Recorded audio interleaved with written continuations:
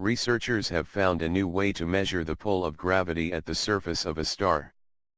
For distant stars with planets orbiting them, this information is key in determining whether any of those planets can harbor life. The new method is described in a study published today in Science Advances.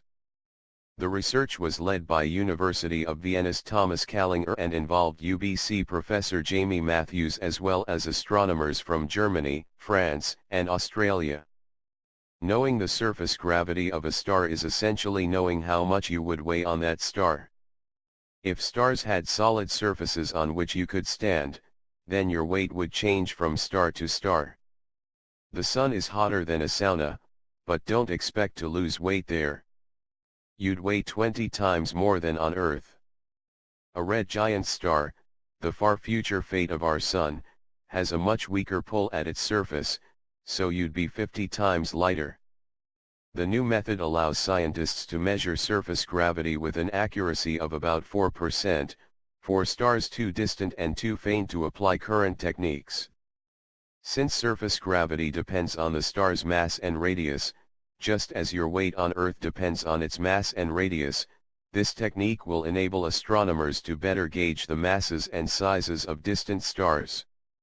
It will play an exciting role in the study of planets beyond the solar system, many so distant that even the basic properties of the stars they orbit can't be measured accurately.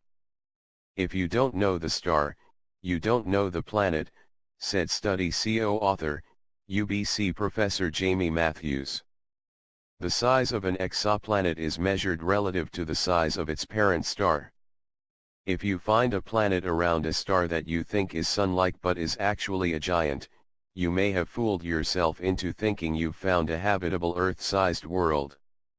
Our technique can tell you how big and bright is the star, and if a planet around it is the right size and temperature to have water oceans, and maybe life.